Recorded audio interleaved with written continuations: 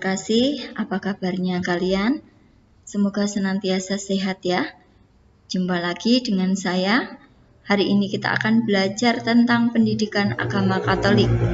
Tema kita tentang harapan dan kasih. Nah, sebelum kita mengawali pembelajaran, kita akan berdoa bersama-sama ya. Dalam nama Bapa dan Putra dan Roh Kudus. Amin. Allah Bapa yang Maha Kasih, Engkaulah tumpuan harapan kami. Tanamkanlah dalam hati kami pengharapan yang teguh akan kasih dan kebaikan-Mu dalam hidup kami. Ajarilah kami agar kami senantiasa percaya akan Dikau yang senantiasa menyertai kami. Amin. Anak-anak yang terkasih, kita akan mendengarkan cerita tentang gadis penjual korek api. Sudah siap ya? Mari kita dengarkan baik-baik. Di malam Natal, orang-orang berjalan dengan wajah yang gembira, memenuhi jalan di kota. Di jalan itu ada seorang gadis kecil, mengenakan pakaian compang-camping, sedang menjual korek api. Ketika gadis kecil ini menjajakan jualannya korek api, tetapi tak seorang pun mau membeli korek api tersebut. Tetapi kalau ia pulang tanpa membawa uang hasil penjualan korek api, akan dipukuli oleh ayahnya.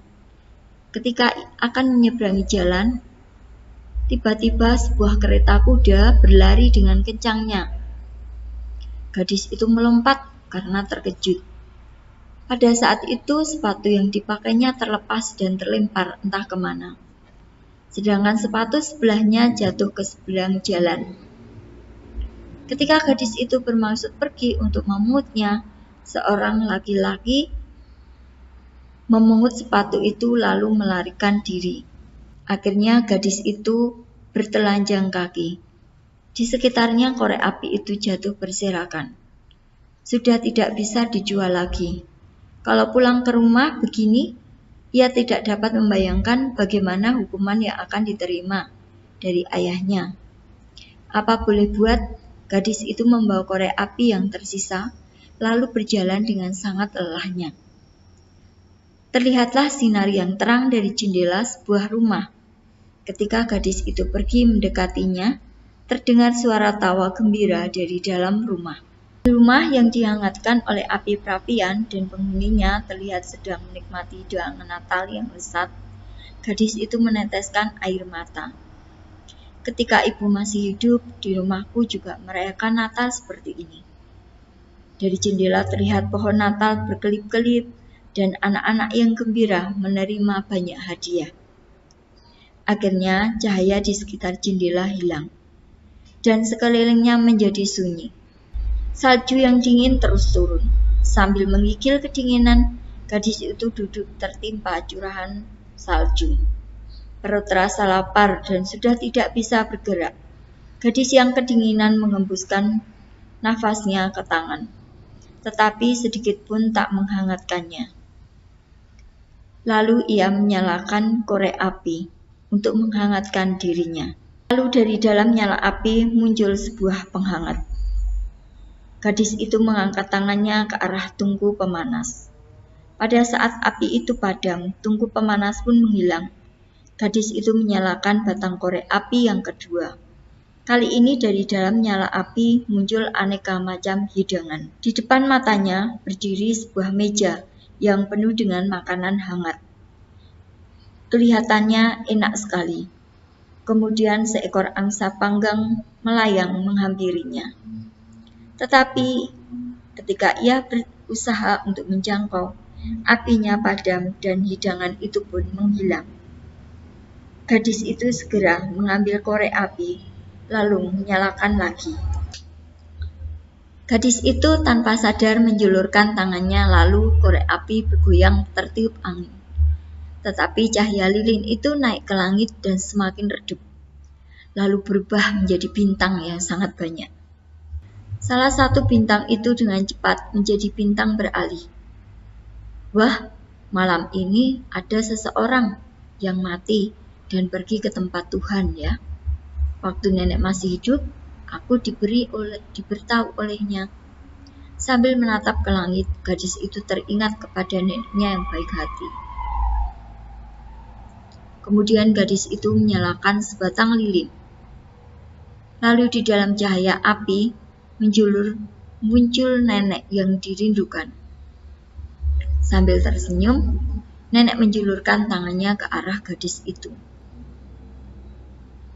Dan ia berteriak, "Nenek!" Serasa mimpi, gadis itu melompat ke dalam pelukan nenek.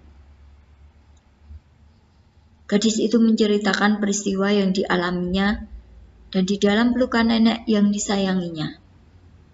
Ia sungguh merasa hangat dipeluk oleh neneknya. Kemudian dia bertanya, "Kenapa nenek pergi meninggalkanku seorang diri? Jangan pergi lagi. Bawalah aku pergi ke tempat nenek." Pada saat itu, korek api yang dibakar anak itu padam. Gadis itu segera mengumpulkan korek api yang tersisa, lalu menggosokkan semuanya. Gulungan korek api itu terbakar dan menyinari sekitarnya seperti siang hari. Nenek memeluk gadis itu dengan erat. Dengan diselimuti cahaya, nenek dan gadis itu pergi naik ke langit dengan perlahan-lahan. "Nenek, kita mau pergi kemana?" "Ke tempat Tuhan berada." Keduanya semakin lama semakin tinggi ke arah langit. Nenek berkata dengan lembut kepada gadis itu, "Kalau sampai di surga, ibumu yang menunggu dan menyiapkan makanan yang enak untuk kita." Gadis itu tertawa senang. Pagi harinya, orang-orang yang lewat di jalan menemukan gadis penjual korek api tertelungkup di dalam salju. Dan gadis itu pun jatuh pingsan. Orang-orang berkumpul di sekitar semuanya menyesalkan kematian gadis itu.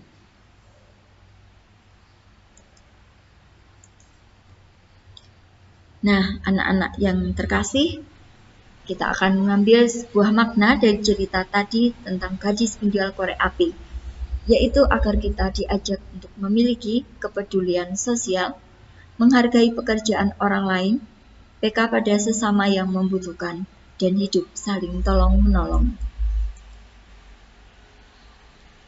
Ada harapan yang terkandung dalam cerita tadi. Gadis penjual korek api yang kedinginan dan lapar karena tidak ada yang membeli korek apinya, sehingga ia tidak dapat membeli makanan.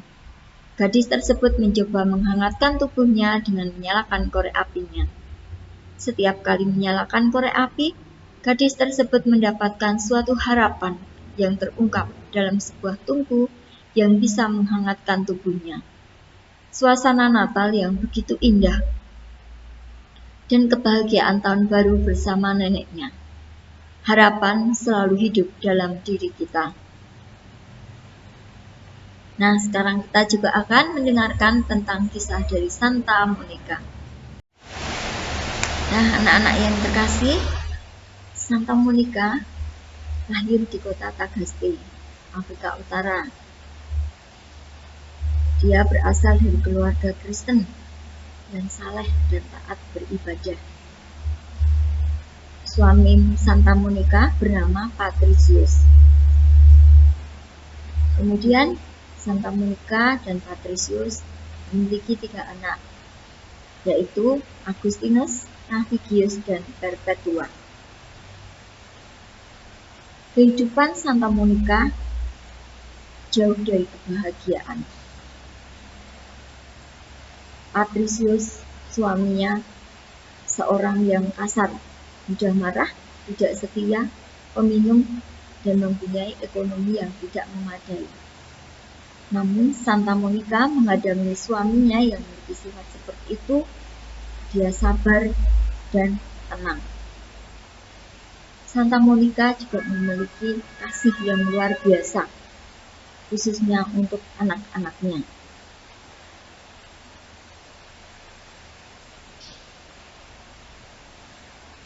Santa Monica juga berdoa untuk suaminya agar Patricius mau untuk bertobat. Akhirnya, Monica menghadap seorang uskup dan meminta supaya uskup berbicara kepada Agustinus untuk melepaskan dirinya dari aliran Manikeisme. Selama 9 tahun, Agustinus mengikuti aliran itu. Disertai derayan air mata, Monica terus-menerus berdoa dengan tekun dan setia untuk pertobatan anaknya.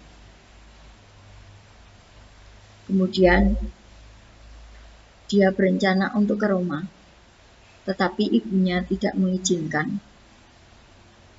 Agustinus tetap pada keputusannya dan pergi ke Roma. Setelah sampai di sana, selama setahun dia tinggal, dia merasa kecewa dan menderita. Dia menjadi seorang anak yang asing. Suatu saat dia sakit parah dan hampir mati. Pada saat itu ada perubahan dalam hatinya. Perlahan-lahan dia mulai berpaling dari aliran itu.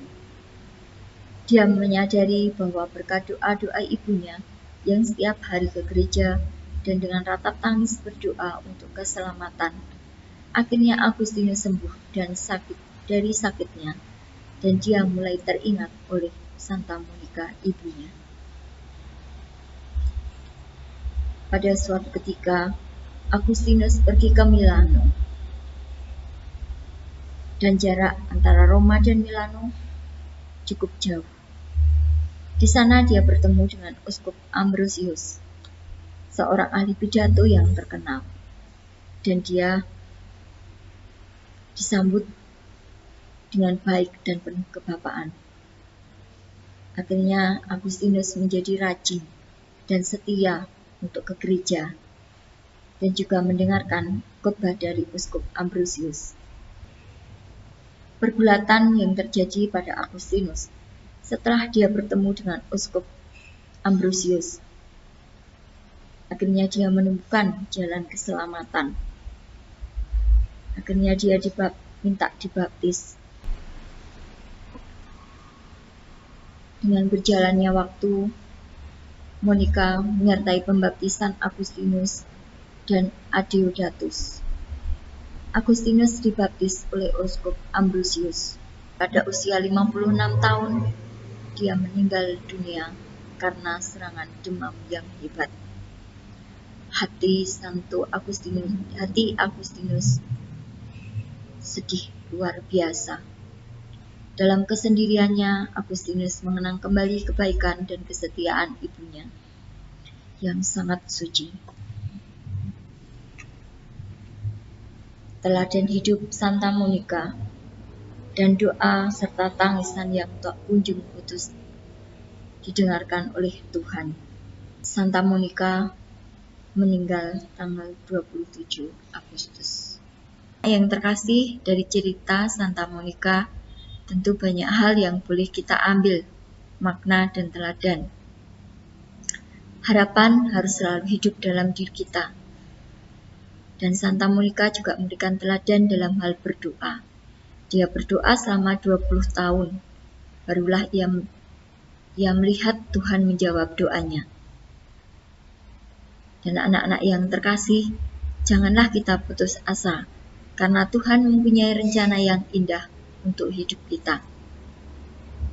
Dan Santa Monica memberikan kasih sayang kepada Agustinus hingga Agustinus bertobat. Dan kasih ini pula yang boleh dirasakan oleh Santa Monica dan Agustinus merupakan kasih yang luar biasa dari Tuhan sendiri. Marilah kita mengakhiri pertemuan dengan doa penutup. Kita doakan bersama. Allah sumber segala kasih, Engkau mengutus Putramu Yesus Kristus agar kasih-Mu menjadi nyata dalam hidup kami dan mengenal banyak orang. Semoga kasih karunia-Mu memampukan kami untuk mengasihi orang-orang yang kami jumpai dan dapat dirasakan oleh sesama di sekitar kami. Amin. Dalam nama Bapa dan Putra dan Roh Kudus. Amin. Marilah kita menutup pertemuan ini dengan lagu kasih Yesus. Mari kita nyanyikan bersama.